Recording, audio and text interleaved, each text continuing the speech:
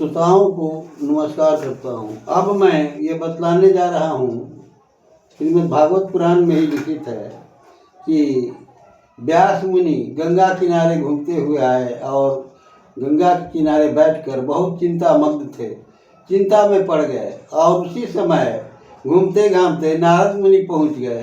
तो नारद जी ने कहा कि आप इतना चिंतित क्यों हैं, क्या कारण है? तो पुनः व्यास मुनि ने भी कहा कि मैं बहुत चिंतित रहता हूँ, इसका क्या कारण है?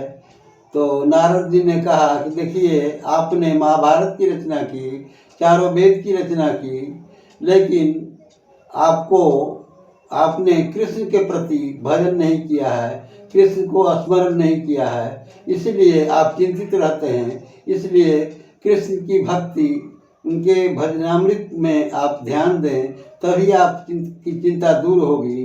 तो उसमें कहा गया है, नारद जी ने कहा, देखिए, मैं पूर्व जन्म में ब्राह्मण की दासी का पुत्र था, और जब दासी का पुत्र था तो सत्संग में मुझे काफ़ी मन लगता था, और सत्संग जहाँ होता था वहाँ मैं दौड़ पड़ता था। और सत्संग में जो प्रसाद वितरण होता है, तो बर्तन में प्रसाद लगा हुआ रहता था, उसको पोंछ करके काट करके मैं चाटता था, खाता था। उससे क्या हुआ? उससे हमको लाभ यही हुआ कि कृष्ण के प्रति आसक्ति हो गई, कृष्ण के प्रति भजन करना शुरू किया।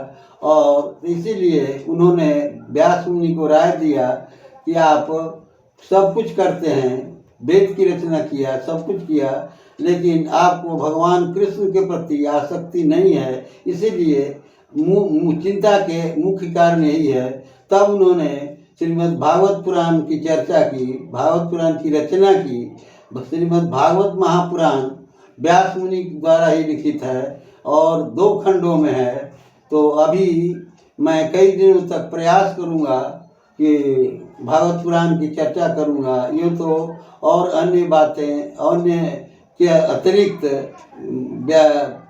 महापुराण की चर्चा अवश्य करूँगा। तो इतना ही कहकर मैं अपनी वाणी को विराम देता हूँ। श्रोताओं को नमस्कार।